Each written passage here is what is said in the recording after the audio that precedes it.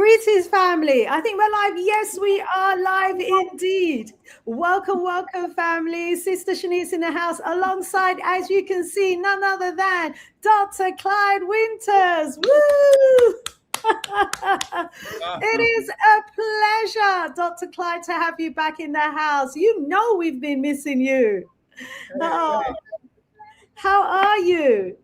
I'm doing much better. I've been in and out the hospital a lot, but I'm doing much better now. I'm able to eat a little bit better and trying to just build myself up, take some vitamins and trying to get back that muscle, get back that muscle. Yeah, it's been a journey, and we've been with you on this journey. My listeners, our audience, we've missed you. We've been sending healing vibrations your way, and certainly hope that you've been receiving and feeling those healing vibrations. I appreciate it a lot because the more prayer you get, the more it helps you. Because prayer is powerful. I know a lot of people don't believe in prayer, but I believe in prayer, and by you, Shanice, and others out there praying for me, I think that's what's helping me to get stronger each and every day. Oh, thank you. I'm glad that you've been feeling the vibrations. Family, when you join, you're going to be delighted to see Dr. Clyde Winters in the house. Please give him a big up as you come through the door. And our beautiful audience, please also let me know where in the world you're viewing us from. We love to have our viewers join us here on this platform from all around the world. We know that we have a global audience. And as always, there's so much for us to actually get through. We've been on a journey here on this platform as well. We've been looking at the book entitled To Hell or Barbados, the ethnic cleansing of Ireland. And we've been reading this book because it's got so much of our history, our hidden history in this book. I was born and brought up in the United Kingdom, and I often heard the term the Black Irish. But of course, they didn't tell us that when they were talking about the Black Irish, they were indeed talking about us. Found that out in this book, and as a result of the research that I did, following on from Dr. Clyde's wonderful Afrocentric research program. I'll tell you a bit about that in a minute. Dr. Clyde, before I go into the program that I did with you and your books and everything, by way of opening, any remarks, anything that you want to share with the family? Well, not really. I know. I'm just happy to be back. I've been so proud of you every day, carrying on the battle, and I'm just so happy that you've printed your book. Print your recent book so that people can get more information about the blacks in Britain. And I'm just so proud of you. You're such a wonderful researcher and a great woman too, but a wonderful researcher. Thank you so, so much. And that's because I was taught by the best family, none other than Dr. Clyde himself. Rise up, family in the house. I can see we've got Sister Adawa joining us all the way from North Carolina in the United States of America. Welcome, welcome. I can see we've got Sister Kev in the house as well, who actually got a notification of my show today and is going to be sharing on Facebook. Thank you so, so much, family. If you want to drop us a message in the chat, then we will certainly post it as well. So by way of opening, let me go to our presentation. So I'm just going to share screen for a little while, and let's share the audio as well, because I've got a couple of adverts actually. Adverts, yeah, just letting you know what's coming up, and then we will be right back. Dr. Clyde and I will be right back. Okay, family. Let's just go to a slideshow and go into presenter view. So just in case you didn't actually get the notification, just to let you know that we're going to be talking about a very troubling and very disturbing series of events that's been happening in the United States of America. At least 6 young people have been found hanging from trees in the USA. And this takes us back to a very dark place in our history, family. And it's so important that we talk about this, that we address what's going on. It's not something that can be ignored. One of my listeners in the channel, in this channel, Last Strong, asked that we actually look at this. Hence why we're going to be talking about this topic today. Also, let me kindly again, just share with Dr. Clyde Winters my absolute heartfelt gratitude for that Afrocentric research program of his that he ran a few years ago, that I actually attended, because it was as a result of that particular training program that he instilled in me a particular Afrophological approach to research, which requires us as Afrocentric researchers to look at history from an African-centered perspective. And so when we start digging up the archaeological, anthropological, when we look at, the genetics and all of the other evidences that we can find to prove our history and our significant contribution to Asian civilization, we know what we're looking at and we know what we're looking for in terms of Afrocentrism. And he did an amazing job, with a group of us on his training program. So I'm forever indebted to Dr. Clyde Winters for that. Dr. Clyde, do you ever see yourself running that program again? Do join me on video. Let us know. Yes, I can run it again. In fact, anybody who's really interested in taking the course, all you have to do is go to Gumroad, look under Clyde Winters or Afrocentric Research Program on Gumroad, and you'll be able, in a sense, to register for my class.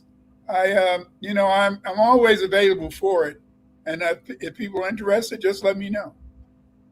Wonderful. And I'm a proud graduate of that particular program. And as I've said, since doing the course, I've written a number of books, I've written an academic paper, and I'm now examining our history from an African-centered perspective. And so for me, it's all about Afrocentrism. It's all about uncovering our thousands of years of hidden history. And I'm forever grateful to Dr. Clyde Winters for his decades of hard work that he put into doing that particular program.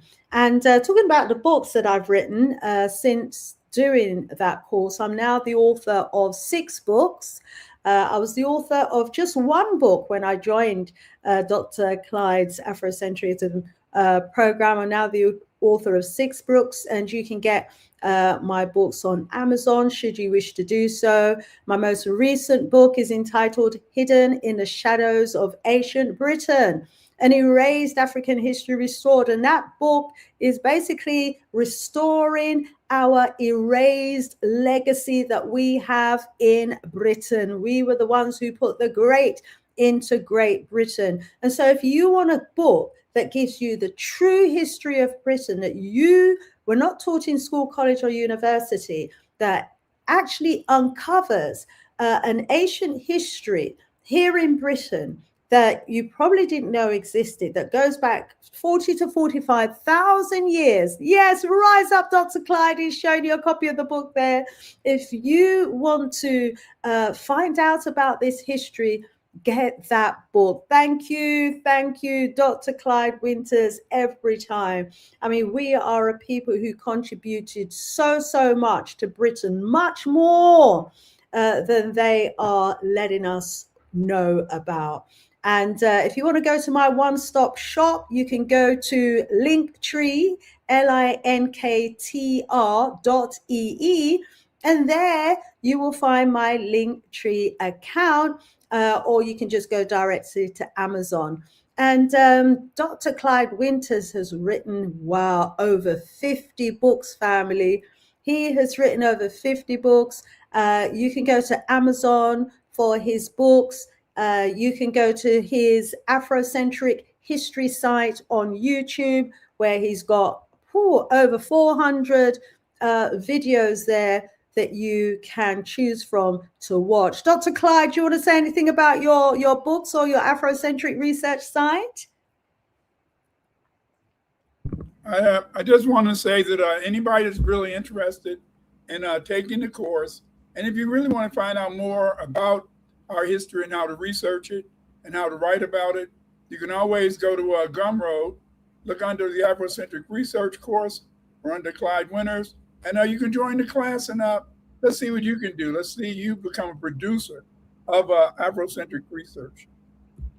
Rise up, rise up. Oh, fantastic. Family, we can't take our greats for granted, okay? So get in there while you can. A couple of events that's coming up in the UK that I want to share with you and tell you a bit about.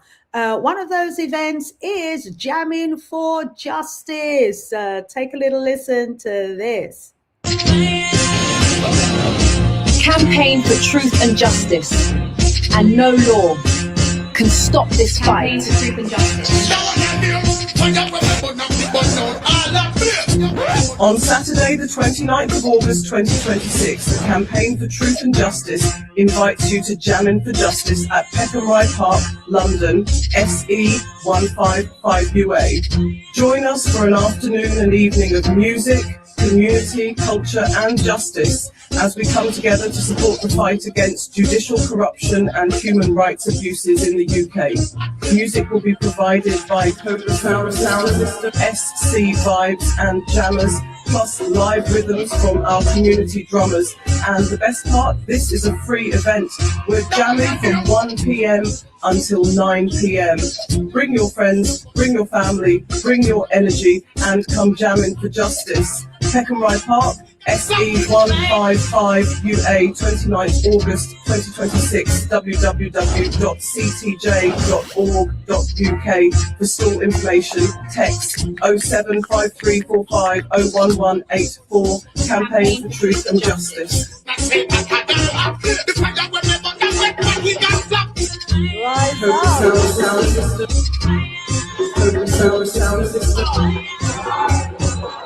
No lawbreaker can be a law enforcer.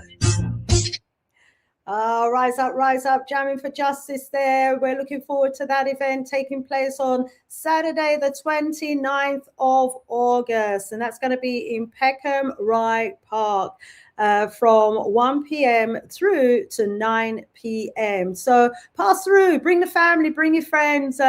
Let's come out as a community and jam for justice. Another event for your diary, if you're in the UK, is the Black British Book Festival. So if you're going to be in the UK during October, on the 4th of October 2026, do find your way to the Barbican Centre. It's going to be our Black History Month, the whole month of October. And on the 4th, I'm delighted to invite you to the Black British Book Festival event. It's Europe's largest celebration of Black literature, where I'm proud to say I'm going to be exhibiting and selling my books. The event is going to be taking place on a Sunday. So that's Sunday, the 4th of October, as I said, at the Barbican Centre. And usually they get a phenomenal turnout. They're expecting more than 6,000 attendees, where they're bringing together readers, authors, publishers, educators, booksellers, library professionals, advocates of Black British storytelling. But most importantly, it'll be wonderful if you were there and if you were to find my stall as well, because it's an opportunity for me to meet you, greet you, for you to get a copy of one of my books and to have it signed by myself as well. So that is a date for your diary. Okay, and now if you've got maybe a family engagement or something on the 4th, something that you absolutely can't cancel, another opportunity to come and check out the great Black authors that we've got in the UK is the Black Book Festival event that's going to be happening at Goldsmiths University. This will be the 7th consecutive year that Simon Education has actually organized this event. Let me take you to the little promo advert.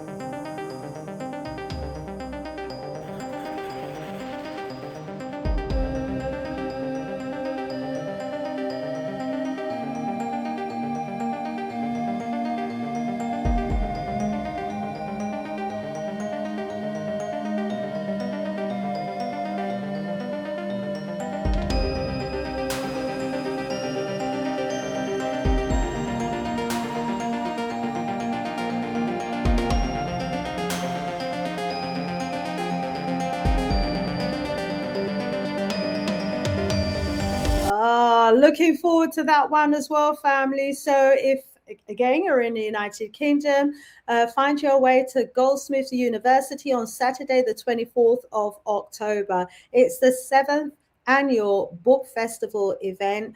I'm going to be there. I want to rise up Simon Education and all of their organizers for that event. It's another opportunity to meet with African-centered authors, publishers, booksellers. Yeah, come on down, show your support, and it's going to be an exciting day indeed. So looking forward to that. Let me just check with Dr. Clyde before I go on. Dr. Clyde, do you have any events or anything that you want to share with us before we go into the presentation? No, there's no events that I know of over here that's, so I know events. Okay, no problem. Sorry, I put you on the spot there as well. I'm sure you would have looked into it if I'd have suggested it before. Let's have a look in the chat. Let's see who we've got live and direct with us. We've got Dee Dee who's joined us saying, good evening, family. Welcome, welcome. Sister Kev's in the house, welcoming everybody as well. Rise up, rise up. Yes, beloved, I was taught by the best. Sister Adwa is saying number 1, 2 of the family members were unalived in what's this? 1, 2 of my family members were unalived in NC. My grandmother told me about the horror of both tragic and barbaric acts. This past Sunday, there was another brother unalived in Roanoke Rapids in NC. Family, this is serious. We've got to talk about what's going on in America, right now, because the last thing we want to have to face up to is whether history is actually repeating itself, because this is one of, this whole thing of lynching is one of the most darkest, horriblest, it just compounded what we suffered during our enslavement. And it's so difficult to deal with, these sorts of tragedies, because it just rakes up, that really awful history, that almost unbearable part of our history. So we're going to have to go there. We're going to have to talk about it.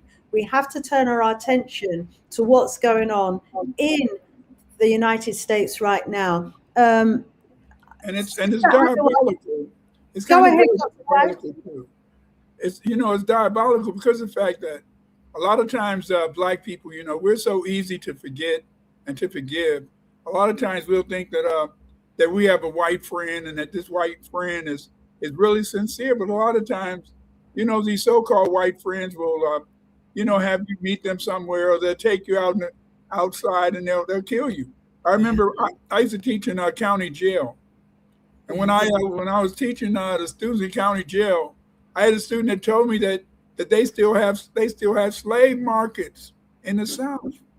That they still have these slave markets where they're selling people as slaves to these rich people and other people.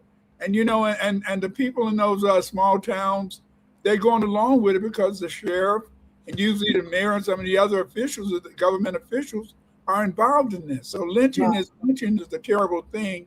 But again, in a sense, I don't like to say this because some of the brothers get mad at me. But I don't like to say this, but a white person cannot love you. They cannot love you if you're black because they've heard from knee high. They've heard about that you're no good. They've heard that you're evil. They heard that you're Lord and then excrement. And so since they feel so, they've heard this all their life. These white people cannot really love you. A white man, a white woman, they cannot love you. They can just pretend in a sense, but they can't love you because to love someone, you had to respect them.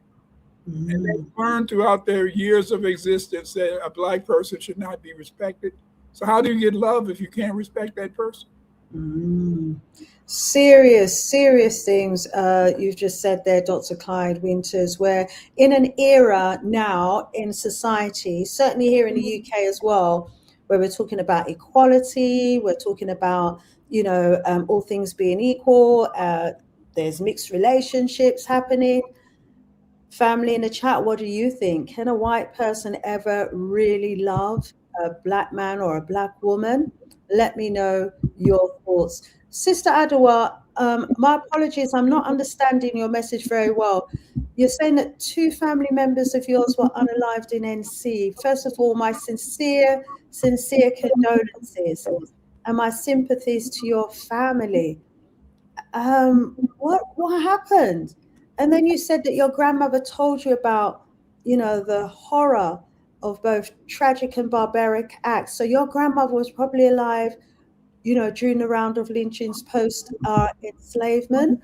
That's what you're talking about. And I've picked up that it seems there has been another brother who was unalived in NC. Please, add some clarification. I want to welcome Lorraine in the house, and Brother Errol, welcome. Sister Teresa, welcome. Brother Kwame Aboje is in the house as well, also sending condolences to our sister, Mama Adawa. Wow. Life is so unpredictable. As Dr. Clyde was telling us, we've got to be careful out there. We've got to be careful that we're not lured into a very dangerous situation. And we've certainly been hearing about some of these cases where some of our young people who have white friends have gone to sleepovers, they've gone to boat parties, they've gone out with these white friends and come back in body bags, Serious things going on right now. So as far as we're concerned, obviously, we don't want to go back to that dark place at all in our history. And, when you think that someone can befriend you and then at some point, want to make you the victim that's hanging from a tree, we have to begin to ask, psychologically, what's going on with these people who could do something like that? And what is going on in the mind of these, or what may seem like ordinary people who want to participate in this extraordinary cruelty? What makes, like back in the day, a crowd to gather and to want to watch another human being die in the most cruelest and wickedest way? And Dr. Clyde touched on it when he talked about, that indoctrination of hatred, that indoctrination that a lot of white children get from their parents, from a child all the way up. And we don't do that as Africans. We don't indoctrinate our children to hate, but here we have, a society of people who are keeping alive this racial hatred through that generational indoctrination. And and also a lot of black people believe that just because if you have sex with someone, that they love you. No, it's just sex. And these people, they try to find these images. They try to find the attention, the kissing, the lovemaking. They try to use that as a way to try to rationalize that this white man or this white woman loves them. No, they don't love you. You're just a victim. You're just a victim. The white man feels that he can have any woman on the planet Earth because of the fact that he's white. But as black people, in a sense, we had to understand it's better to up our own people. Give our own people confidence. Love our own women. Instead of tearing down black women, we should be trying to build them up. Instead of trying to make it appear as though that white woman is a superior woman, she's not. She's not. But I just hate it. I hate that I have to always say that no white person can love you if you're black. Mm-hmm.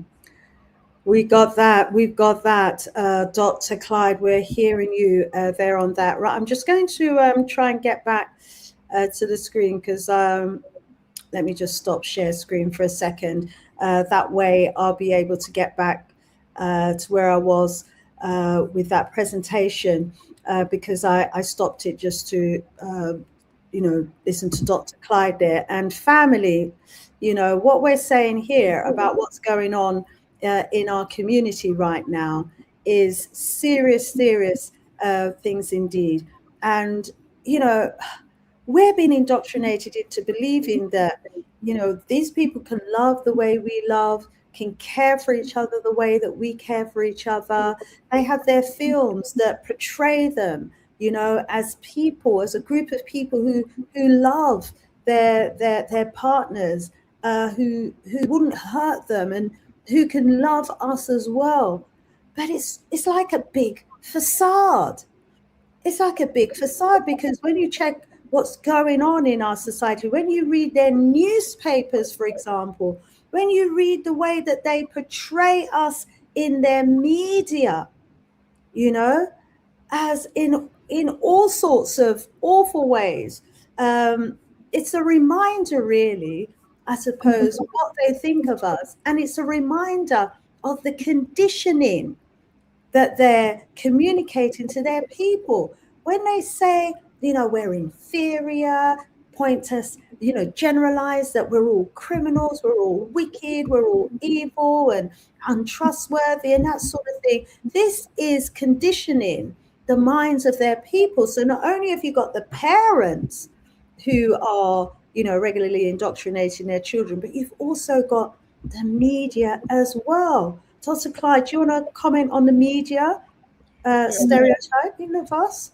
Right, because see, over in the United States, the media is always pointing us up. I mean, I'm 76 years old, and every night, if I look at I live in the Central Time, so if I look at the 10 p.m. nightly news, they've always got some black person who's committed a crime, and they put this on TV every night, so they saturate you with this whole idea that black people are criminal minded, that black people are trying to really be terrible. But we have one channel in America on ABC in Chicago. They have a lot of black reporters, and these black reporters, they try to report from a black perspective. But this isn't always the case. It isn't always the case. Most of the time, the media is out to vilify us. Because, see, remember, the European uses the media to support white supremacy, just like everything else. There's nothing in America as nearly full as says, if you don't understand racism, you cannot understand anything. You can't understand anything because everything that exists in the world today is based on racism, and it's based on the idea that whites are supreme. Before they had slavery, whites was killing each other by the tens of thousands. Yes, the tens of thousands. Look at the history of the black Europeans. How they killed each other off so much, and they were replaced by their former mercenaries they recruited from the Caucasus Mountains. But so the European mind is in a sense degenerate. The European mind is very evil, but they all have this idea that you had to kill the Negro, kill the black man, destroy the black man, rape the black woman. This is what they feel. I wish I could say something else, but I can't. I can't. Please forgive me, people. I can't condone you going out trying to find a white man or white woman to love because they can't love you. They can have sex with you.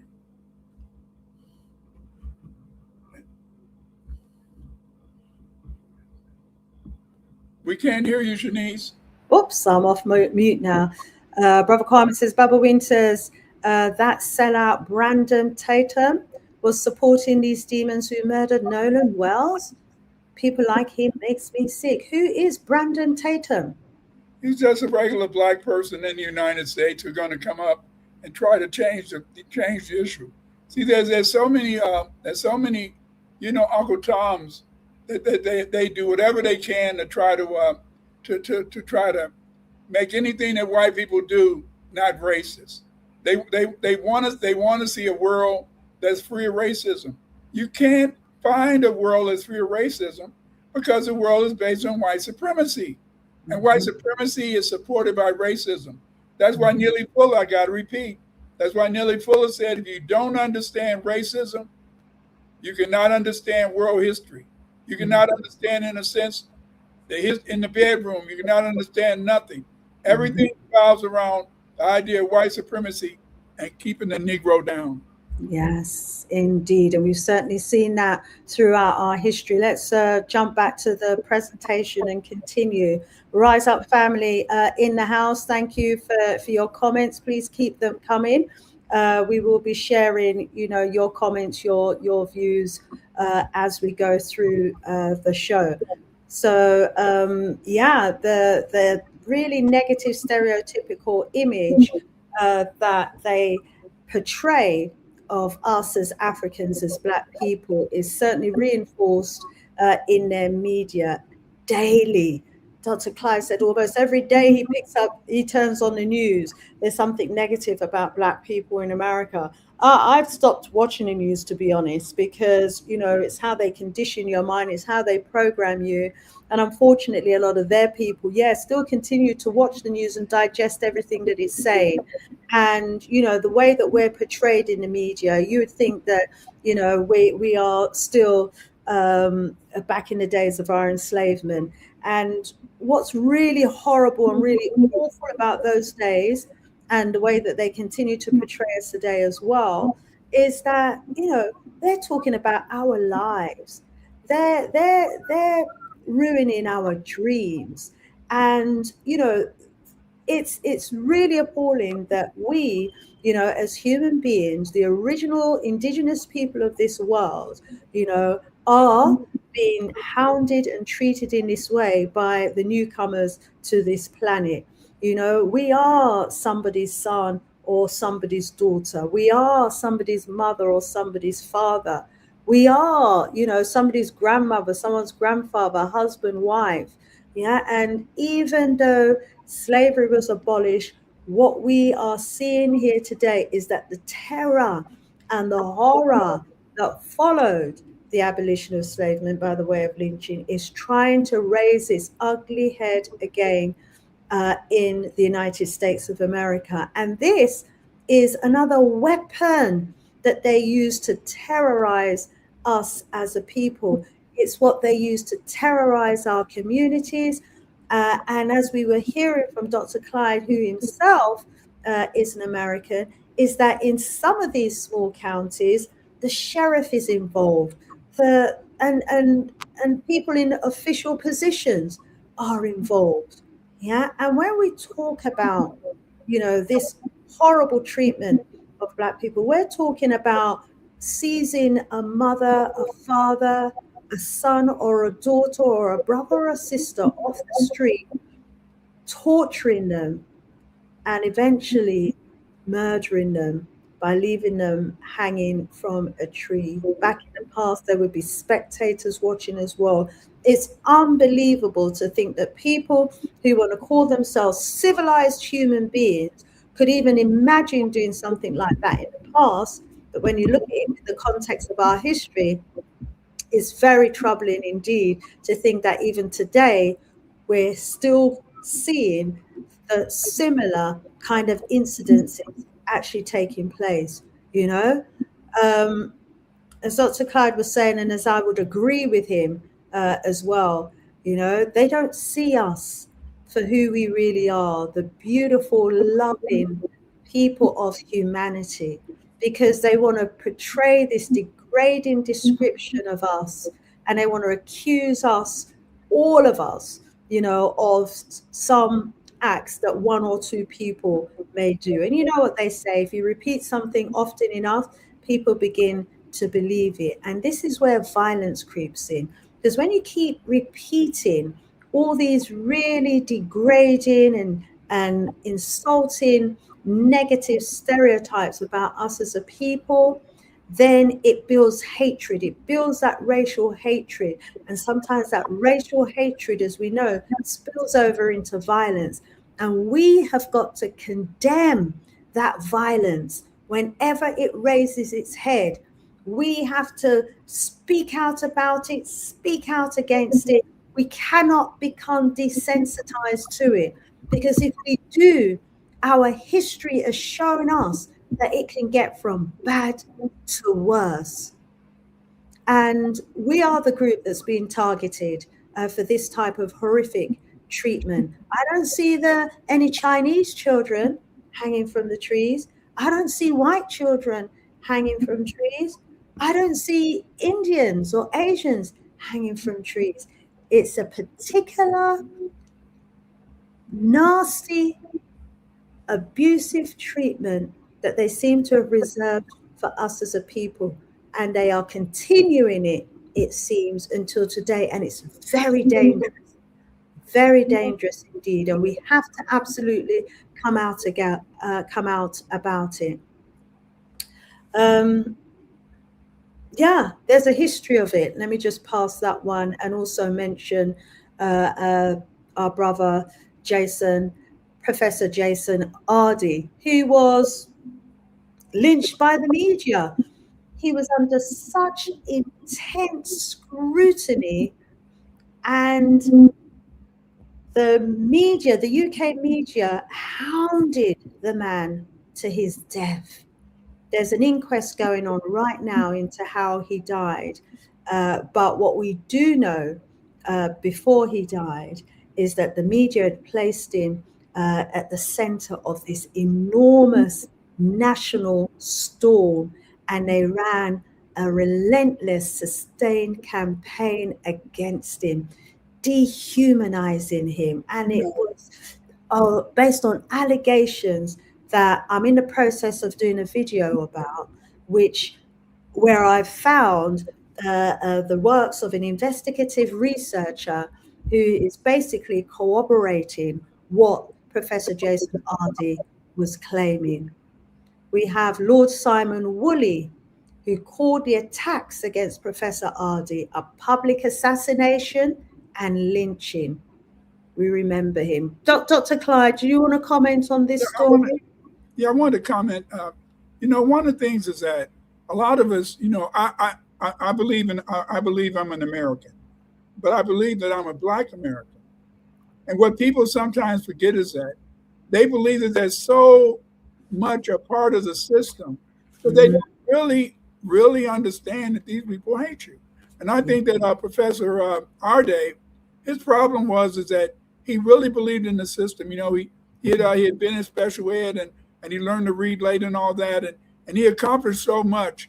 And he had all these white people around him, giving him big ups. Yes. And he forgot in the sense that those were his so-called friends. Yes. That the white people that wasn't the outside white people, they hated him. They didn't like him. And a lot of people say, you're going too far. No, I'm not going too far. They hate you. Yeah. Every time they look at you, they hate you, because this is it, is that they expected us to be slaves for 1,000 years. They never expected the Civil War to occur. They never expected that 200,000 Black troops, 200,000 Black troops fought for our freedom. Yes. They didn't get Black people in America ish. No, it was 200,000. The North was losing. The South was kicking their butt. Yes. Lincoln said we had to defeat them, and Lincoln allowed 200,000 Black people to fight, and we turned the whole Civil War around. Wow. Because we were fighting for a reason. We couldn't surrender. Yeah. Because if you surrendered, they killed everybody. So you couldn't surrender. You had to fight to the death. Yes. But Professor Jason Arndt, I know when I went to university, I grew up on the south side of Chicago. I was nothing but around Black people. When I went to universities, white girls all trying to have sex with me. They were fantasizing. They were trying to make me a fetish. They were trying to, in a sense, use me. And see, Yeah. that's the whole point. Black people had to understand that just because somebody has sex with you has nothing to do with loving you. People see Mm. prostitutes every day. And to you, the black person who meets a white guy or a white girl, all their life, ever since they were knee high, ever since they could walk, they heard their parents and others talking about the nigga ain't ish. You see? Mm. And they Mm. can't forget that. They can't forget that. You know, that's why they end up, in a sense, sometimes they have the opportunity to want to kill you. And then a lot of black people always say, Clyde, stop it. I'm not going to stop it. Every white person out there, if they had the opportunity, would kill you Wow. because that's just the way it is. They Mm. don't think of us as being part of humanity. They don't think of us as being human. They think of us as a utility. They think of us as a vessel. They think of us as someone they can use and someone they Mm. can use and then throw away. Yeah. You know, Dr. Clyde, there's a really horrible, awful side of our history. And we've been looking at that history over these series in the book To Hell or Barbados. And it's a graphic reminder of what we have suffered for 300 to 400 years. And it makes you realize when you look at the atrocities, you look at the abuse, and when we look at the murders, and when we look at, the whippings and the lynchings, it's a reminder of that cruel, wicked, evil side of people who we now look at as being, you know, ordinary people like us. But there is that side to them, and it's rearing its head. And I think this whole political climate is giving way to that really awful side of that group's inhumanity. And if we as a people don't come together and stand up and condemn it and speak out against it, my worry is that cruelty will fester, it will grow, and we could find ourselves in a dark chapter again of our history. And like you said, there are many of us, like Professor Jason Ardy, who get so caught up in the white world that they forget that they're a black person, that they are actually black and are seen as black. No matter how some black people try to whiten their themselves or their ideology, they are seen as and tarnished with the same brush.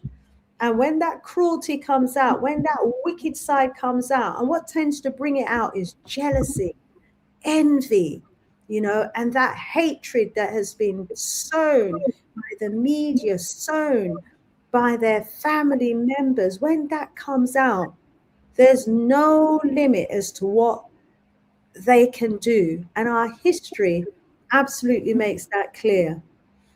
And talking about our history, it's really tragic and really sad that we've got to turn our attention to what appears to be in the United States of America, 6, possibly 7 now incidences of young people found hanging from trees. It is absolutely shocking.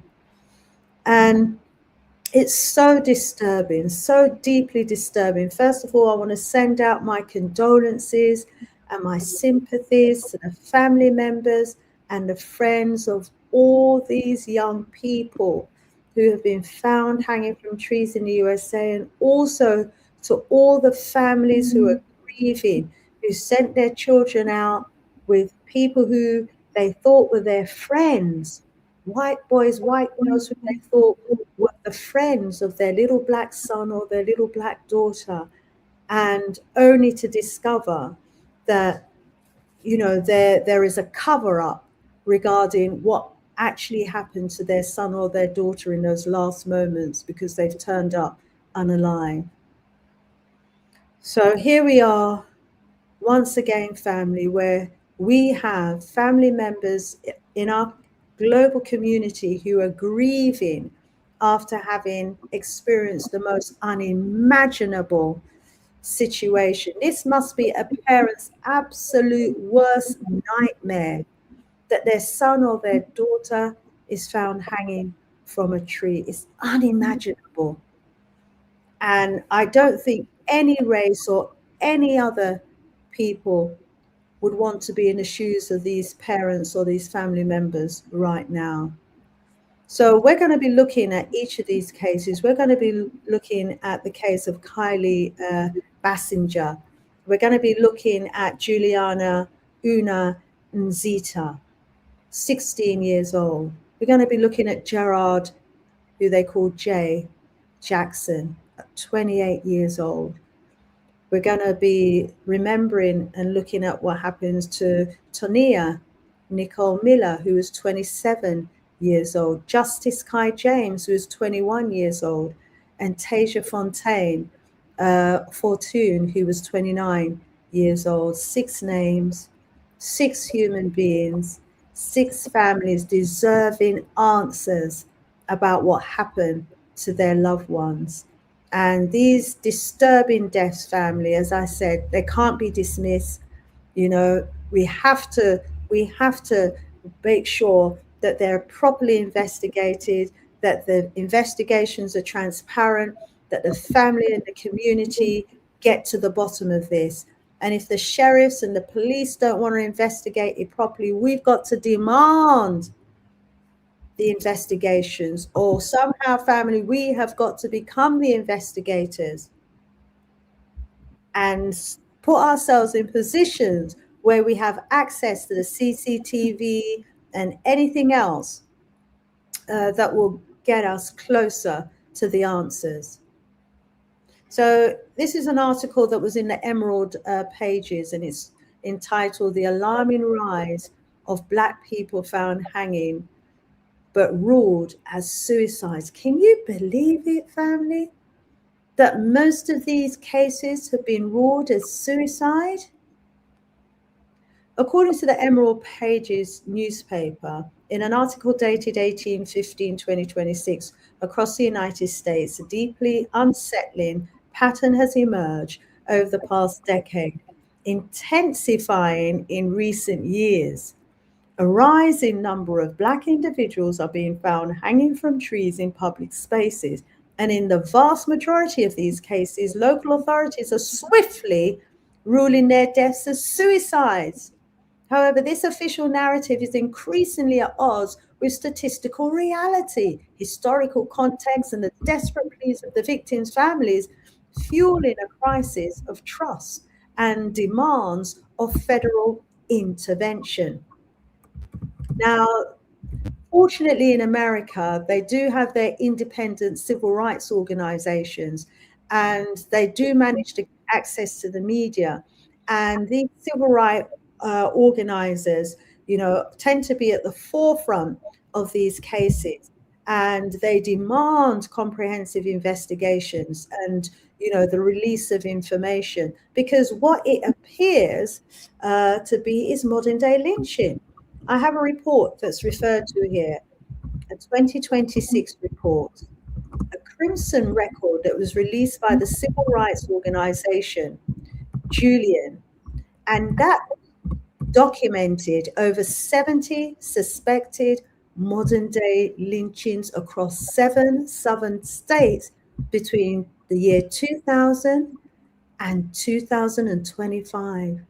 Within 25 years, it has documented that there's been at least 70 modern day lynching. Dr. Clyde, do you want to come in and comment on that? No. Okay. So this report is actually highlighting what seems to be a recurring pattern of systemic neglect, because obviously if they were apprehending the culprits that were responsible for these incidences, there wouldn't be so many. But as has been said here, sometimes the sheriff and the police departments are overlooking the obvious and are too quick to close the case or too quick to rule it as suicide rather than investigate. And that basically just allows the culprit to walk free in our community. Is history repeating itself? This is what we've got to be asking ourselves. That report that I referred to talked about 70 over 25 years. Well, here we are in the year 2026, and there have been 6, possibly 7 incidences in 1 year. And these involve young people. We've got Kylie Basinger. Wow. From Georgia State University. He was a university student in the Georgia State, and he was reported missing on Valentine's Day, February 14th, 2026. And on February 18th, 2026, he was found dead hanging from a tree in a wooded area of Fair Oaks Park in Georgia. Now, the Cobb County authorities concluded that the 20-year-old Kylie Basinger's death was an apparent suicide with no evidence of foul play. Community members, however, say the ruling of Kylie's death as suicide without a full, transparent investigation is a shameful continuation of a familiar story. Trey Reed, Leon Haynes, Raynard Johnson, Trayvon Schubert Helton, and many others. His family demands the truth, and they are owed the truth. We want to remember Juliana Uma Nzita. She was found hanging in North Carolina churchyard, May 8th. Many on social media are expressing disbelief in the Charlotte Mecklenburg Police Department's conclusion that the 16-year-old died by suicide, and is again, in her case, demanding her case be reopened. The Mecklenburg County Medical Examiner called Juliana's death a suicide within 3 days, and the police closed the case 4 days after that. We need our own police investigators, family. It says there was no autopsy, only a physical examination that showed, they say, no evidence of defensive wounds or assault. Police did not find Juliana's cell phone, and they did not interview the man who found her body. Total neglect, total disregard for any justice for our young Juliana. Excuse me. May her beautiful spirit rest in peace. We have Tonia Nicole Miller, who on June 18th, she was originally from Flint, Michigan, but she was living in Miami, and she'd been living there since February. She was found dead hanging from a tree near Gwen Cherry Park in the Miami area. Authorities have ruled the death of 27-year-old Tonia Nicole Miller an apparent suicide with no foul play suspected. Though her family remains divided and continues to raise questions. Another case, family, ruled a suicide. How can you hang yourself from a tree? Some of these young people are found so high up in these trees. You know, this is not something that sits well with our community at all. These type of incidences is not, you know, how our young people. I'm not saying there's never been a case of suicide in our community. Of course there has been.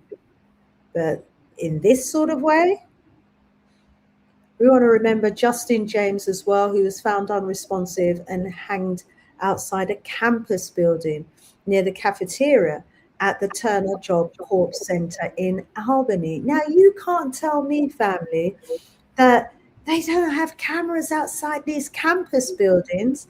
They might want to argue that they don't have cameras in maybe the park where some of these people have been found, but there would be cameras around the park area.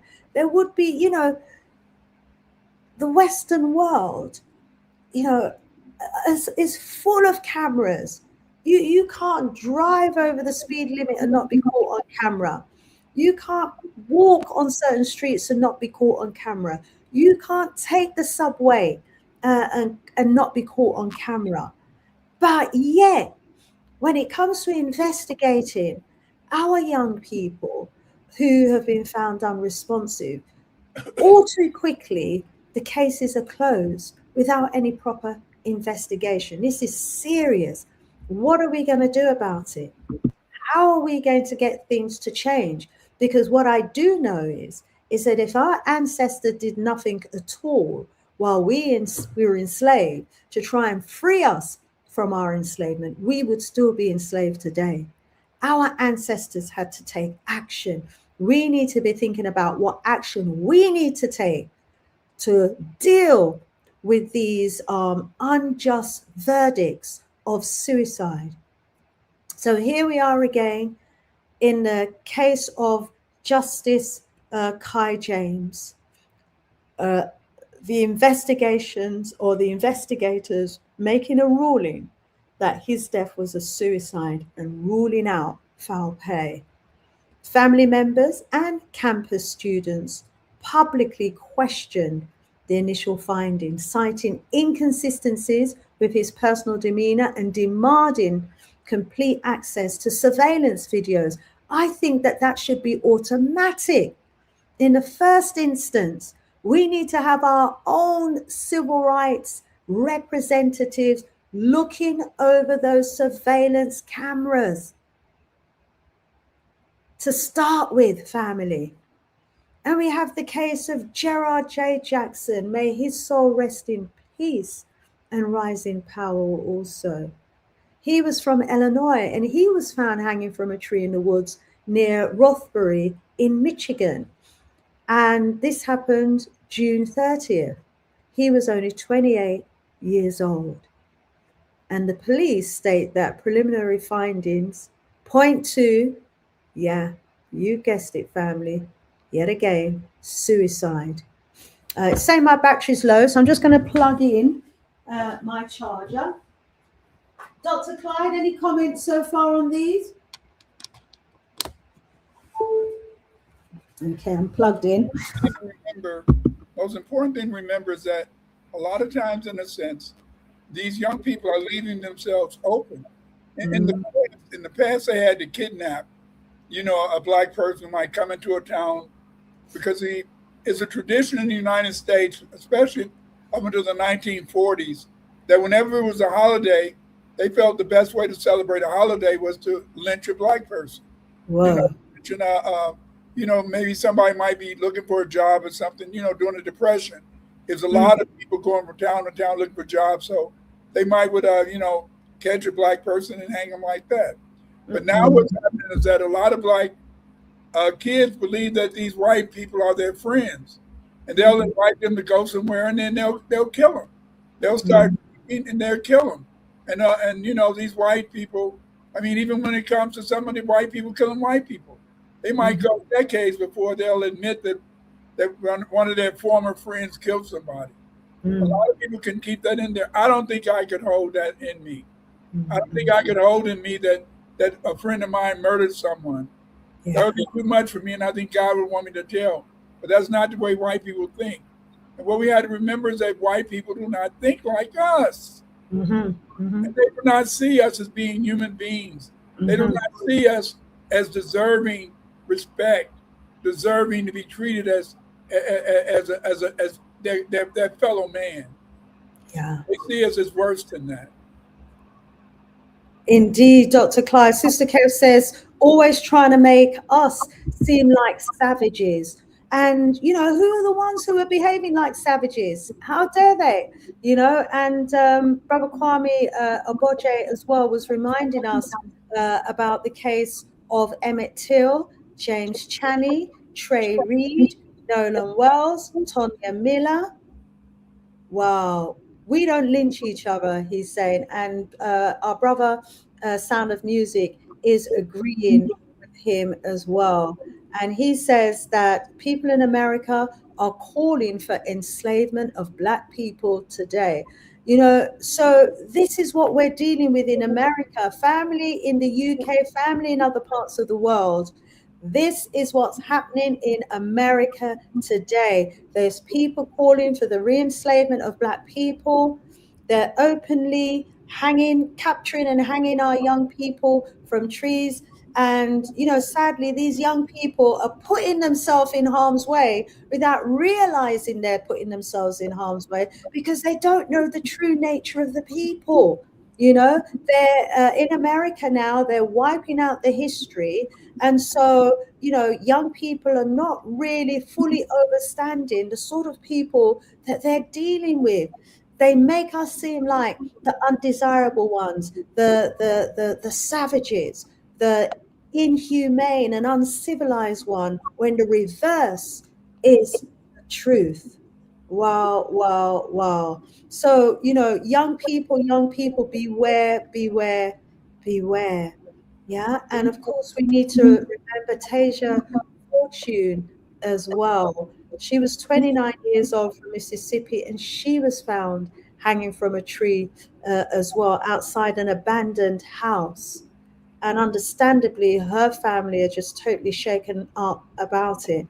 There was an autopsy that was completed on the 12th of August this month by the Mississippi State Medical Examiner's Office, but officials have not yet released the final results or formal ruling on how she died. There was a peaceful demonstration. It was held on Sunday, the 24th of August, very recently, just a couple of days ago, along the Road of Remembrance in Jackson, Mississippi, where community members and activists gathered to demand answers and justice. But, I've got to the place, Dr. Clyde, where I sincerely believe that, us merely trying to demand justice from people who are just unjust isn't going to give us justice at all.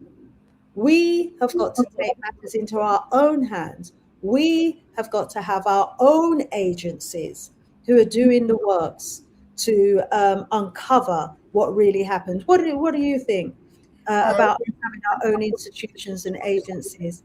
I think you're right, but remember, in a sense, is that most murders are going to be handled by the state. So then, therefore, you had to put pressure on the state, and the federal government to be able to really sue them. Sometimes you can take people to federal court, but most of the courts in the United States, most murders are state issues. Mm. Unless that person's been taken from another state and they find their body outside of their native state. So then, therefore, you had to go along with the state government. But the thing is, this is that although it may seem to be weak when you're trying to publicize it, no, that's not weakness. You're putting them on the spot, and the more you demand evidence, the more you demand information on how it was a suicide, the better you can handle these things. But the problem is that we don't have the money. See, we don't have an institution in the United States. The Jews, they have institutions. And these institutions, they provide money for lawyers to make sure that Jews are not oppressed. We got Black millionaires with millions of dollars. They wouldn't even miss a dollar, but they won't set up a group or an organization. They won't finance an organization of Black lawyers to fight our rights, because see, yes, we have many rights in the United States, but you only get your rights when you test them in court. And when you don't have lawyers to go and test these laws in court, then they're able to railroad you. They're able to hold people back. And that's one of the things that make Mississippi a very sad state, is that Mississippi has been a state where not too many Black people have wanted to stand up and speak up and fight, And it's kind of sad, but that's the way it is in Mississippi. Even though there's a lot of Mississippi Downs, they're more braver today than in my mother and father's day. And but because they just don't, in a sense, realize that they should be respected. They don't realize, in a sense, that you have just as much a right for your, in a sense, security and health as a white person. They don't understand that because they feel in the sense that the white man is right, the white man is supreme. And in a way, they feel that it's okay for them to keep another black person down. But see, we don't have to accept that. We don't have to believe in that. And we have to fight that all the ways. We have to fight it every day. Absolutely. And we must. Otherwise, we'll find ourselves slipping back into enslavement. And, totally agree with your proposal there that we need black lawyers, institutions that's actually financed by black millionaires and billionaires. They shouldn't have to wait until something like this happens to a member of their own personal family before they realize that there is a need for us to have this sort of institution where we finance our own black lawyers. If murders fall with the state, we'll have to take out private prosecutions and trial the cases ourselves that way. And those cases that I highlighted, family, are just some of the incidences, as I said, when I made reference to that earlier report. There are more. And as Dr. Clyde was saying, he was saying he doesn't think he could keep quiet about a murderer, knowing that someone he knows has murdered somebody. He wouldn't be able to keep quiet. But what we do know is that there are families who are out there right now protecting the perpetrators of those horrific incidences that we've just been talking about. There are families that are protecting those perpetrators. But what I want to say to those family members is that yesterday it was them, but tomorrow it could be you. What if that violent person who's had the taste of murder, who you're protecting in your home, turns on you? You need to turn them in before they turn on you. Because if they've already been out there and committed a very serious crime, there's nothing to stop them committing a serious crime against you. And if they've even if you're just seeing the beginning of that awful, violent side of somebody, because it starts with a pattern of small, violent incidences, and then it can escalate into something more severe. It can escalate into aggression and then even into murder. If you're responsible for covering up and protecting a perpetrator or an abuser, don't be surprised if that same individual doesn't turn back on you. Look out for the warning signs. This is a family, in the Grand Haven Township in Michigan that in July 2026 was basically annihilated. This Christopher Karalukowicz, however he pronounces his name, 47 years old, he shot and killed his wife and all his 6 children, all their 6 children, ages from 5 to 15. And then he set fire to his home and committed suicide. Now, had he not shown signs of violence before?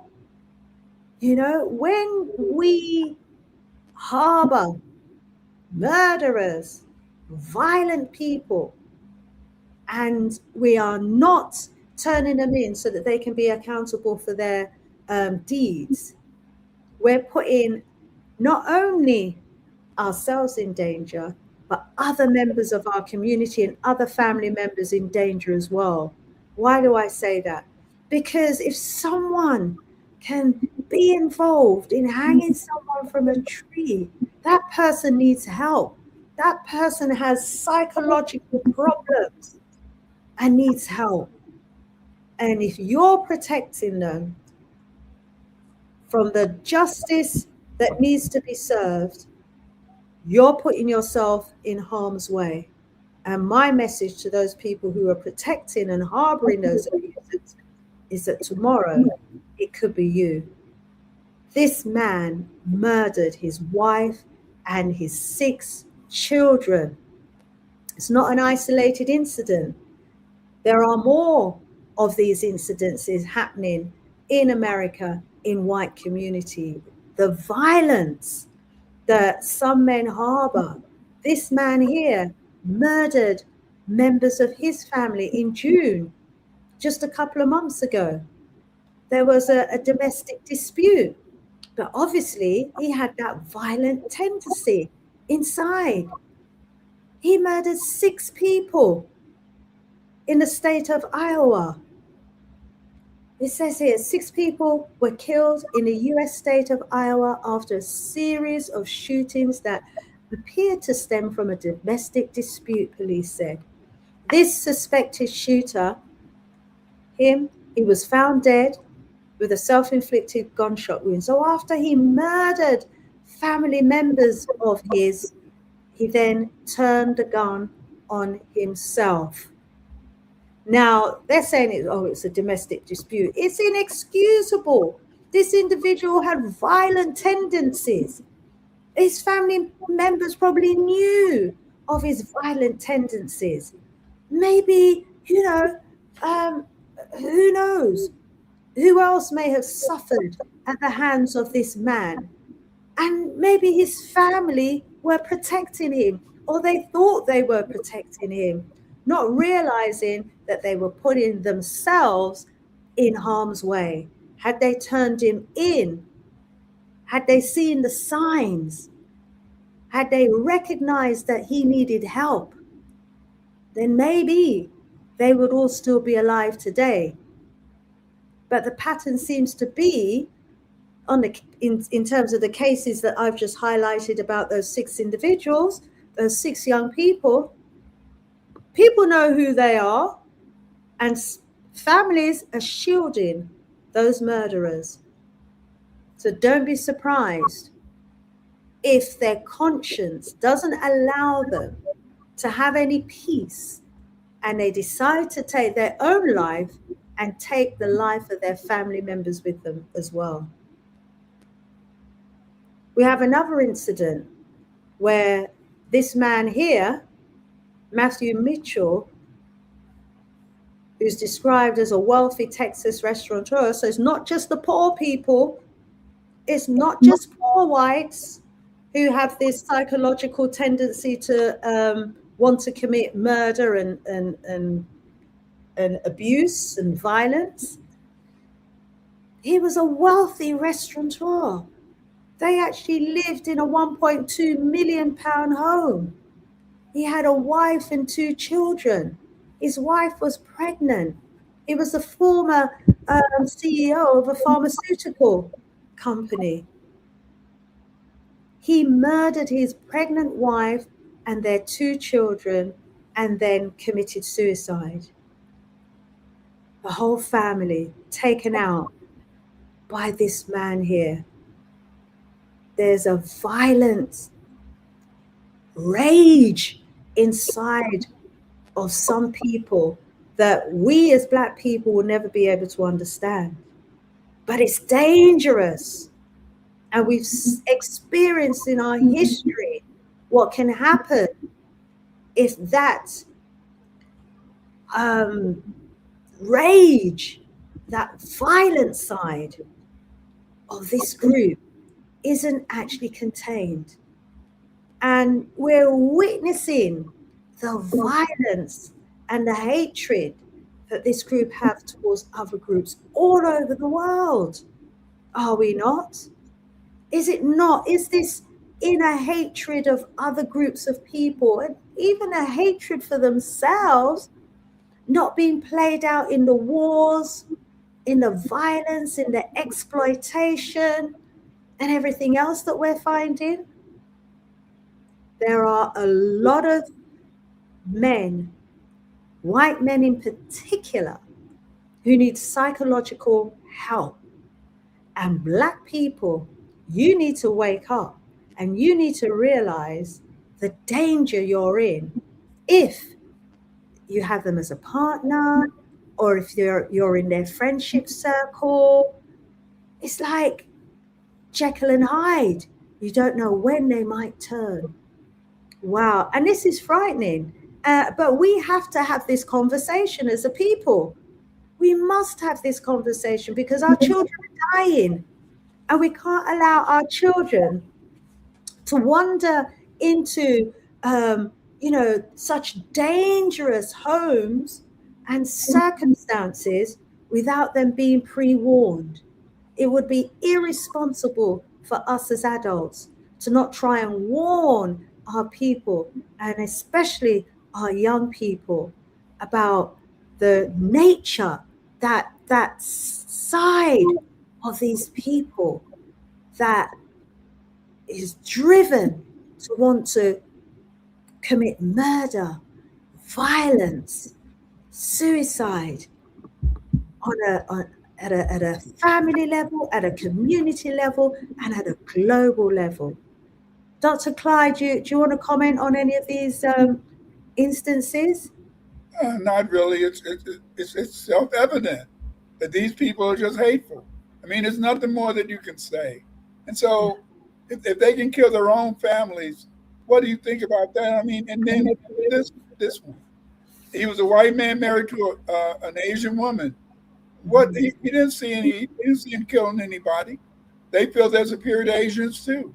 Like when a white man is married to a black woman, and he kills like the African woman who was just killed a few months ago by her so-called lover or husband.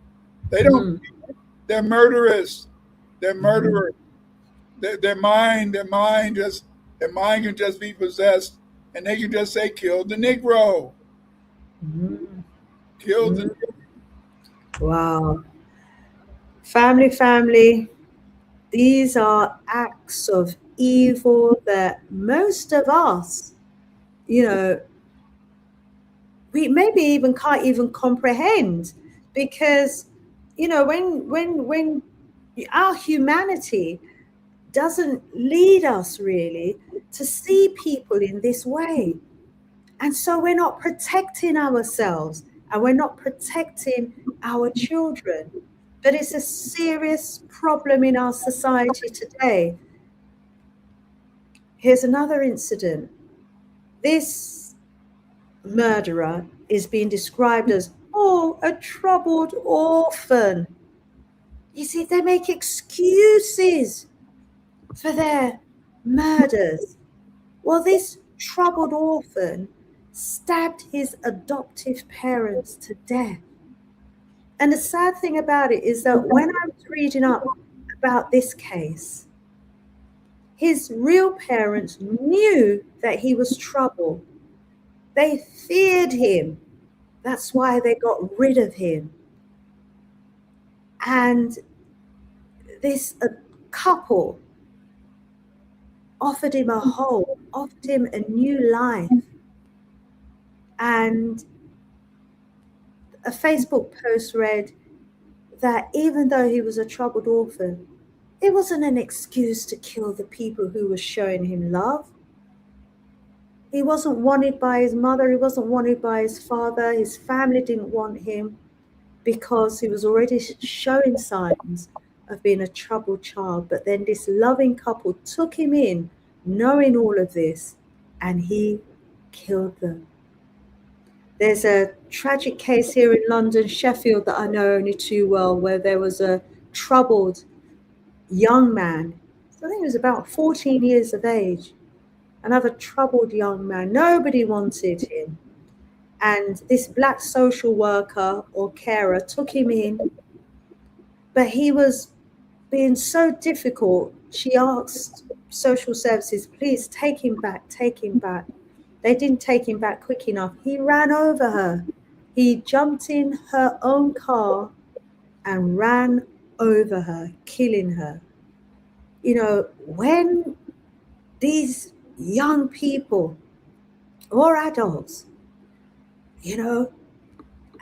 I think they've got a troubled mind, psychological problems, and we are seen as their victims. It's like, I don't know, like those horror movies where You've got these what we call them doppy, these walking arm doppy, and they see somebody who's not a doppy like them, and they go after them and they want kill them and they want take them blood.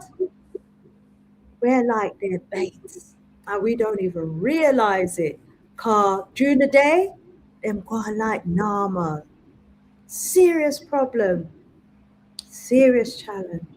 And so, we have to send a message out to those families who have individuals within the family who they know are capable of extreme violence, who they know may have committed acts of violence, who they know may have murdered, who they know may have been responsible for at least one of those tragic cases that I've referred to where the young people have been found hanging from trees. If they know a family member could have been involved in something like that, and if they choose to protect that person and not ensure that that individual is held responsible and accountable for their actions, don't be surprised if they commit that crime again, and this time it might even be your own life, the person who's protecting them,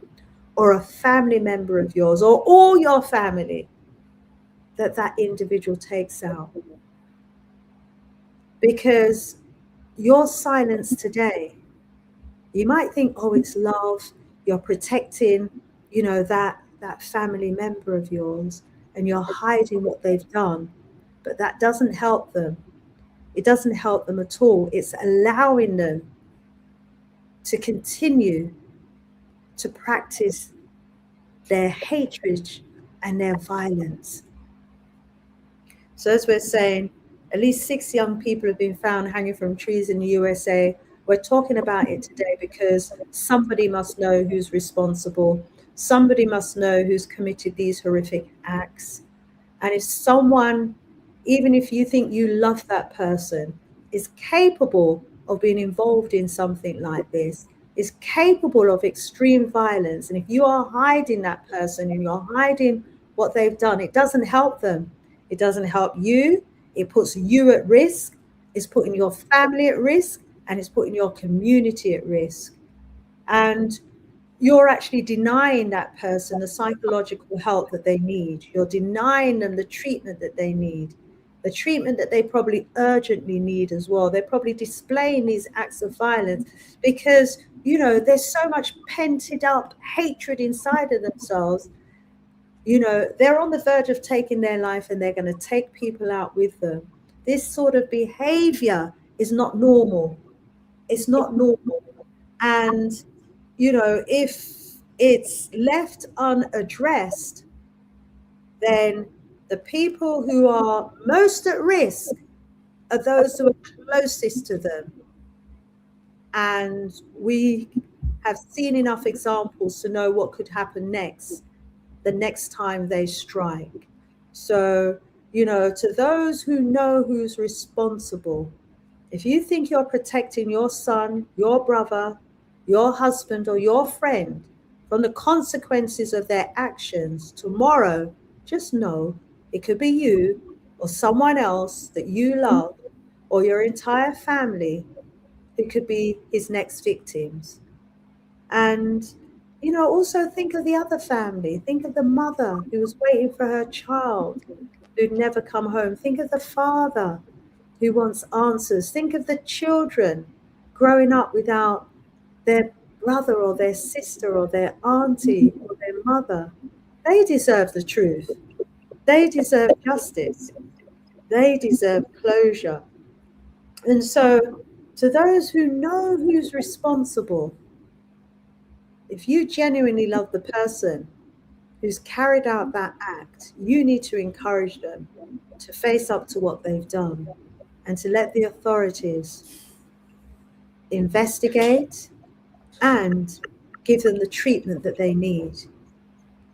Let qualified professionals determine what assistance they need. Because if you think love alone is going to help somebody like that, then you are confused, and you're confusing your concealment with compassion, and you're putting yourself at risk, and you're putting others at risk. And sometimes the greatest act of love is refusing to help someone cover up their innate dangerous self that they're obviously unable to control.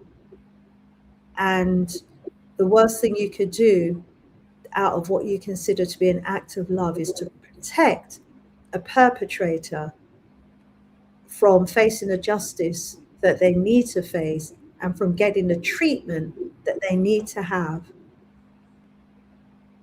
because you could be their victim tomorrow. So there are passages in the book that I could read, to Hello Barbados, that takes us into the past and gives examples of these heinous crimes that have been committed today, that were committed in the past. I've got another book entitled 100 Years of Lynchings, and I can't even read some of those stories to you, family, because they're so horrific.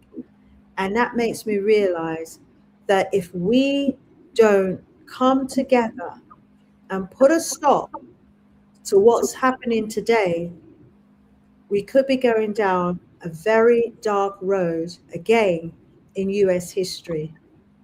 And that's the history of lynching, that's the history of racial terror, that's the history of more people being found hanging from trees, and that is the history of a revolutionary fight back to bring a stop to it. These crimes are horrific, and anybody with any humanity at all ought to be able to see that. And so this is why we need to investigate what happened. This is why we need those deaths to be properly investigated. This is why evidence is needed to bring those responsible to court. This is why those who are protecting loved ones from facing up to their crimes need to be reminded of the risk and the danger that they are putting themselves in as well. And most importantly, the families of the victims, they need answers. They ought to be given answers, and they deserve closure as well. So today we're remembering the victims. We're highlighting the horrors of these historical lynchings and today's incidences. We're raising awareness because we want to ensure that we're all on the same page when it comes to condemning and dealing with violent individuals within our community or within our families. And we are calling as well for all these suspicious deaths to be properly investigated without prejudice, without assumptions, without favor. Because until the evidence provides us with the answers, we as a people and a community need to continue to demand that we get the truth. Our beloved brother was saying that what we need is for some of our Black millionaires and billionaires to finance Black lawyer institutions. Absolutely agreed. I was saying as well, we need some Black agencies like, the Black FBI equivalent, so that they can look at surveillance cameras and put cases together, and even bring private lawsuits where necessary. We need an end to this terror that is rearing its ugly head again in our community. Dr. Clyde. Yes. Yeah, I'm going to go to the chat in a minute, but before I do, would you like to add anything else about what we need to be doing as a people? There's nothing I can add that would be more. The only thing you can do is that you have to be safe. You have to accept that white people hate you, and that when you accept that white people hate you, you'll be more protected. You won't be so easily to become a victim. You won't be ready to be invited to your own death. 'cause some of those kids were probably invited to their own deaths, Yeah. and they didn't even know it, or their gut man told them, don't go with these people, but they man did because they wouldn't harm me. No, they're my friends. No, they're Yeah. not your friend. They can't be your friend. They can't love you. Transformer says white people use cases where black people are perpetrators to infer racist tropes to all black people, while white perpetrators are treated as individuals or given a mental health excuse. Yeah, and they're even given a mental health excuse when they kill their own families. No, it's just in them. They're murderous people. They're murderers. Yeah. They're demons. As Yeah. someone said earlier in this chat, they're demons. Yeah, and we've seen this played out in our history. That can't be denied because those evil, wicked acts that have been perpetrated against us throughout our history have to be described as evil and nothing less. Psychopaths, says Brother Kwame. Vampires. That was it, vampires. I was trying to remember. Thank you, Sound of Music.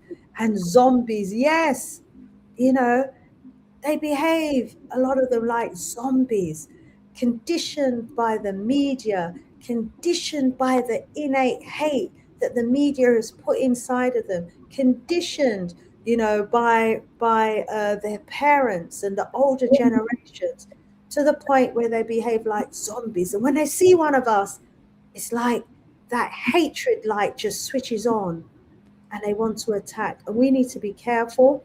We need to understand the terrain that we're in at the moment.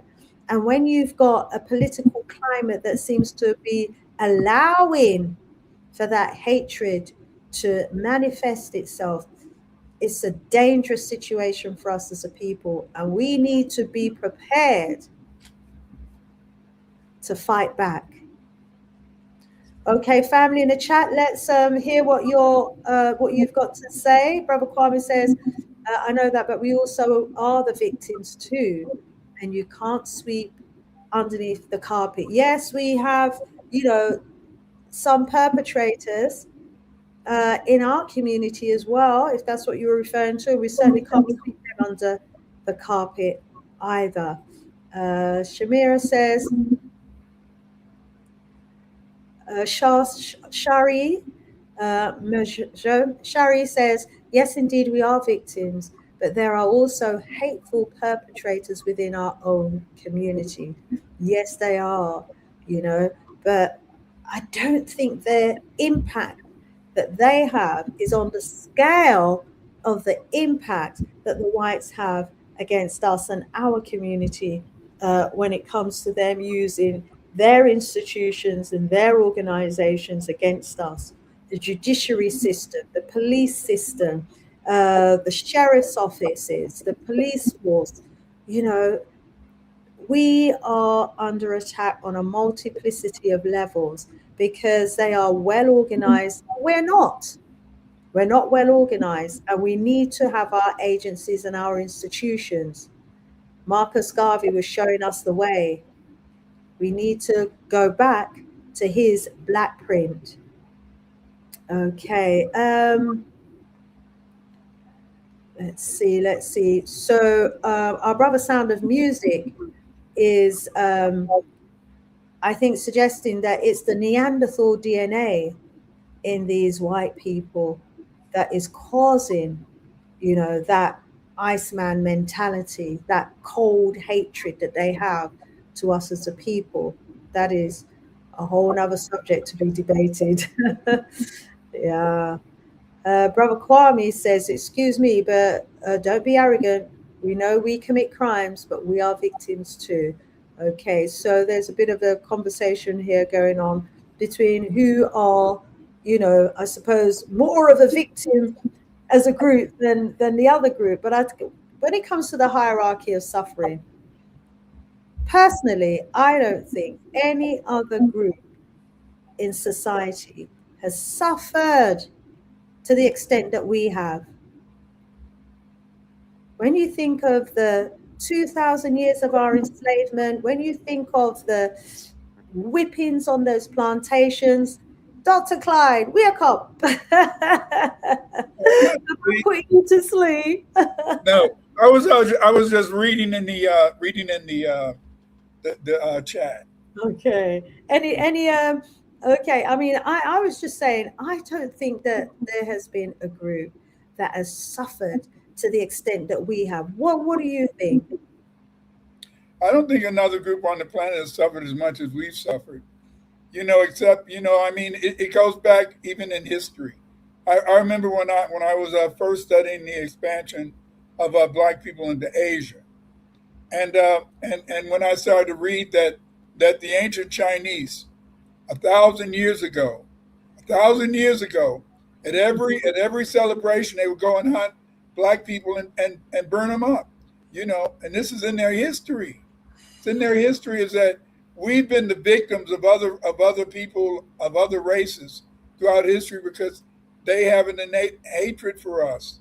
Even though we try to be kind, even though we try to pick them up, and they can't think of any period in history when black people have been trying to commit genocide against whites or genocide against Asians. But Mm. throughout the history of Asians and Europeans, there's this whole idea, this desire to commit genocide, to eliminate us, to kill us all. Yeah, and that has certainly been happening over the centuries. We have been the victims of systemic racial violence and, land dispossession everywhere. Yeah, Sister Adawa, our condolence to you, beloved. Our condolences. Yeah. Let's we got Kate Safar in the house. Welcome, Kate Safar. Good to have you in the house. It's such a sad topic that we're discussing today. You said seems like they just can't help it with that sick, murderous behavior. They descend from people who were doing all kinds of madness during Europe's dark ages. That is so true. That is so true. And they cover up that history, you see, so well that it stops us from really getting to know them. And if we don't know the nature of the beast, if we don't know the extent of the wickedness that lies dormant inside of them, hey, is it surprising that we become their victims? Sound of Music says Jennifer and Sarah Hart intentionally drove their SUV off a California cliff in 2018, murder suicide that killed themselves and their 6 adopted children. I mean, yeah, crazy, crazy, crazy. There's so many of these incidences. Sister Shanice, the young men who was in that boat with Nolan Wells have raised over $180,000 to help fight their case on their GoFundMe. I'm not surprised. You see, it's their society today, and they're the ones in the big jobs, they're the ones with the big businesses, they're the ones running the big institutions. It's awash with money. And, it's easy for them to raise money. But what they deliberately do is keep money out of our community. And because they keep money out of our hands and out of our community, it's far more difficult for us to raise the funds that we need to set up our agencies, our institutions, and so that we can pay salaries and we can pay our people to do the work that needs to be done. But we're going to have to find other ways and ways around the economic situation that we find ourselves in that's preventing us from doing the works that need to be done. Kate Safar, let's see what you say here. I'm listening to a funk album on Bandcamp right now called Free the Black Man's Chains by the Afro-American Ensemble as I listen to your show. Yes, rise up for that. We're still not free. We're still not totally free. And if music can inspire us to do the works to get our freedom, it's what we need to do. Wow. Sister Shani Ashe, you're totally right. That was something I was saying that our brother believed was spot on. Rise up for that. Sound of Music, Tamala jumped out of a window and no one knows why. She was in a sleepover with 5 to 6 other white women. Yeah. She thought she was all right. She thought she was in among friends. Maybe some of them she'd known for years. But then switched. We will never understand that. We're different. A lot of people like to think that, oh, we're all human, we're all the same. Some are black, some are white. No, we're different. We're different. And our mind isn't going to go where their mind takes them. And so they think differently from us. And we get invited to a sleepover. Oh, yeah, my white friends are inviting me to a sleepover. And someone might say, you sure? Going to a sleepover with a group of white people, you're the one black person. Oh, yeah, I'll be fine. My friends, I've known them a long time. All right, mind yourself. And then when you got there, them turn into zombie, them turn into something different. Wow, and you become the prey. And when you realize you're the prey, you go jumping out the window to try and save yourself. By then, it's too late. Oh, my gosh. And she was the only one that turned up dead. Wow. There's another case here. The Sound of Music's bringing to our attention. He says it's the case you're referring to is the disputed 2018 death of Tamala Horsford, 40-year-old black mother who was found dead in the backyard of a home, in Forsyth County in Georgia. An adult sleepover. Rise up, thanks for that. So family, this is a very dark chapter in our history that we've been talking about today. And we've got to be aware and alert. And we've got to warn our family and our friends and our communities. And we've got to demand justice. We've got to demand that the agencies that we're paying taxes to do the job they're supposed to do. And at the same time, we need to set up our own. Kwame says, we need to get alive. They aren't your friends, and they have shown you that. Yes, indeed. Kate Savard says, hello, Dr. Winters, Sister Shanice. I'm glad you're covering this important topic of our youth. And our youth, Dr. Clyde, they're the innocent ones, aren't they? They have just love in their hearts. They see their little white friends as their friends. They're growing up, they're playing football with them, they're playing basketball, they're playing tennis with them, so a sleepover, going on a party. And what makes it even worse is that most of the time their parents will not tell them to beware. Their parents, they don't a lot of times in mixed communities especially, the parents, they don't want to tell their children that's a devil over there. That this child is a devil. Mm-hmm. I always want to talk about in the old days. No, the old days are today. There's no such thing as the old days when it comes to the interaction between black and white people. They're going to always be the same old day. And that day is the day where the white man feels he's supreme and he feels that he can hurt you if you're black. Mm-hmm. And he knows that he can hurt you, and 9 to 1, he's going to get away with it. Yeah. Get away with it. He gets away with it today, but his own people will be the victims tomorrow. And there are plenty of examples of that. And Rise Up Sound of Music, who says, Sister Shanice, they're saying that the drones wasn't working on the island where Nolan Wells was found. And there are no camera recordings of the young people returning home to the land. I mean, and this is an age where everything is videoed and everything is on camera. We know those phones have been wiped. We know messages have been deleted. We know at least one of the young children has got a mother in a powerful position. I think she was a judge, and she's obviously got friends in high places. We know that there's a big cover up where this case is concerned, but whatever is done in the dark will surely come to light. R.I.P. Brother Nolan Wells. Yes, indeed. R.I.P. Brother Trey Reed. Yes, indeed. Rise up, family. Thank you for your messages. Keep posting them. I'll pop them up on the screen. Let me go down to the bottom and see what we've got coming up. Bubba Winters, you can't blame our parents because our babies, some of them don't listen. That's true. Yeah. And Kate Safar says, seems like they're getting more desperate with the dollars because they're dying off worldwide.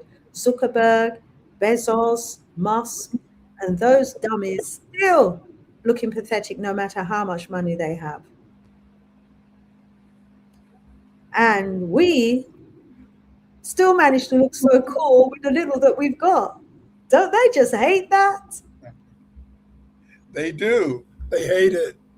They hate it. We have so little, but somehow just manage to look so good, look so cool, I do mean, so much. just think how we cut up blue jeans and became popular because black people wore them. Just to show, even poverty stuff, anything we do, they think is cool. Manipulated. Yeah, and and that breeds jealousy in them. And that jealousy leads to hatred. And I'm pointing this out because for all the white people listening and watching this, you need to check yourself. If you feel jealousy inside, if you're feeling rage inside when you look at a black person who's trying to make a honest life and living for themselves, you know, check yourself. It's a problem. You're not supposed to feel that way. You're supposed to feel happy for someone who's doing well. You're supposed to want to support and congratulate someone who's doing well, whether they be black or white, And if you have a friend, a black friend, and maybe you think they're too popular or they're too good at football, or everything they do, they're good at it, they get the girls, even that special girl that you like doesn't like you, she likes the black guy. Check yourself. You're not supposed to have those feelings to the point where you'd want to cause harm to that person. Just walk away. Just walk away. Check yourself. Yeah? Control that innate anger, deep-rooted jealousy and hatred that has been planted there. And it was planted as a seed when you were young, and it got watered throughout your education and schooling, which indoctrinated you into believing that white people were superior and black people were inferior, which is a lie from the pit of hell. And then that seed continues to be watered by the media that demonizes us as black people. Don't take it on. Don't believe it. One or two messages before we round up from today's show today. Brother Kwame says, anything we do, they want to be notified. Whites can't stop meddling in our affairs. I know, we move away. We build our own towns. They come and bomb the towns. We integrate. Black dude turns up with a new car. Ooh, all jealousy and hatred sets in. What do we do, Dr. Clyde? What do? We just have to pray and beware and be prepared to protect yourself. I'm in America, and I'm sorry to say, you had to have a gun. You had to have a gun. And that's the only thing that allowed white people to respect black people, was when we could get a gun. And one of the reasons why today is much more justice, more black people today have guns than ever in the history of the United States. And we're a gun-toting place. And you don't want to think like this, but the point is that you have to realize these people don't like you. You have to realize these people are jealous of you. And you have to realize that these people will kill you if they can. And it's so sad every day. And we'll have another one in a week or two, where some white man's going to kill his girlfriend, or his black girlfriend, or some white woman's going to kill her black boyfriend. It's just inevitable, because these people, they do not try to control themselves. They do not try to avoid the hate. And they can't avoid it because they've been indoctrinated since they were knee high, since they were little babies hearing other white people talk about black people no good, black people evil. And no, that's why they can't love you. Because they've heard hateful words about you since they were, who knows, since they came Some into. people might say, Dr. Clyde, oh, what about those lovely Christians? They love you. No, they don't love you either, They talk about it in the homes, and I think that was a big thing, is that at first it was kind of good over here, because a lot of times they could just say, we're going to hate the FBA, Foundation of Black Americans. But as you see now that they let a lot of people like the Somalis in Minneapolis, Minnesota, and out in Seattle, they let a lot of Somalis start getting good jobs and making nice money. Now the white people are attacking them, because see, they do not want to see black people do well. They do not want to see black people do better than they are doing, and they don't mind helping black people for a while, but they don't want you to be able to be respected. They don't want you to be able to be self-sufficient. They don't want you to be independent. Mm. And, as I talk about those good old white Christians, I'm reminded that during our days of enslavement, while they were singing hymns upstairs, we were chained up downstairs. Right. Yeah, left in our own feces, waiting for those boats to come in, that those good old Christians were going to be putting us onto. Wow. And so, family, this is where we are at the moment. And we need solutions. We need solutions. Rise up, brother I am. He says, this problem is easy to solve. Heirs to the land. We are. Go ahead. See, black people, in the chat, they say Christians are hypocritical. White Christians are not hypocritical. They don't like you. They don't like you. And since these white Christians don't like you, how can you call them hypocrites? We're just dumb. And we're dumb because a lot of us want to believe some people who hate you, some people who enslaved you, some people who murdered you, some people who raped your women but for hundreds of years, that they can love you and believe in you. No. They are not hypocritical. They're who they are. They don't believe we worship the same God. They don't really believe that Jesus Christ came to us. They don't believe that Jesus Christ was brown, but they definitely don't believe he was black. Rise up. Family, let us know your solutions. Let us know your ideas. What do we do as a people?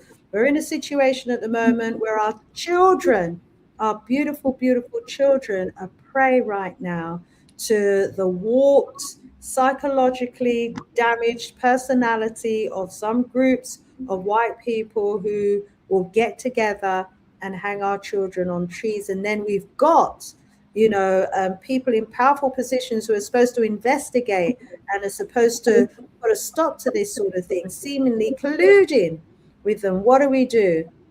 Brother Kwame says, my solution is we must unite and stand up for each other. Absolutely. Can you show that next one? Yeah, Transformer says, I believe that happened in Jason Zardy case. They built him up, became threatened by his achievement, and then destroyed him. How often have we seen that?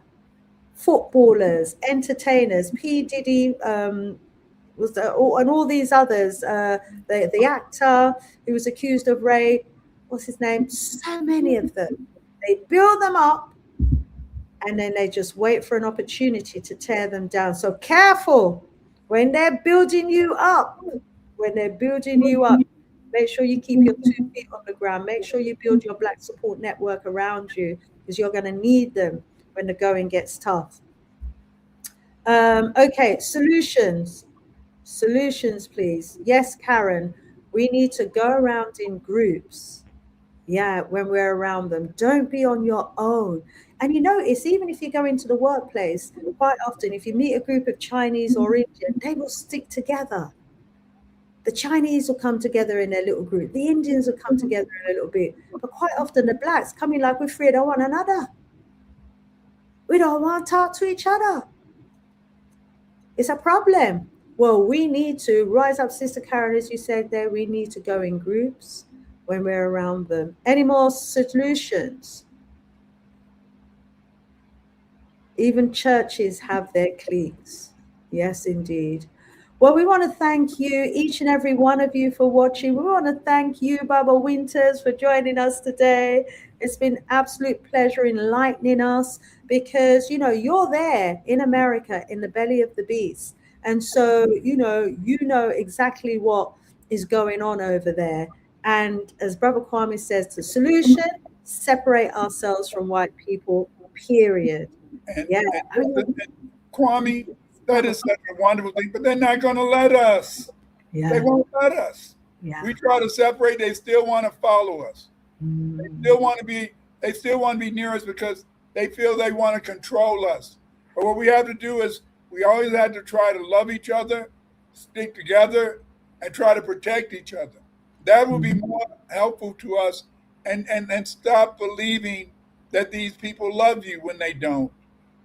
On those words, warn your children, warn your family, stay alert, stay together, stick together. And if you know someone who's protecting someone who's got those violent tendency, it could be you tomorrow. Turn them in. Rise up, family. Thank you so, so much for joining us today. We're ending the stream now. All being well, please do join us next Wednesday. Remember to like, subscribe, and to support our works by buying our books. Thank you so, so much, family. We love you. One love. Bye for now. Rise up, Dr. Baba Winters. Good to see you in the house today. Take care now. Speak You soon. too. Bye. One love. One love.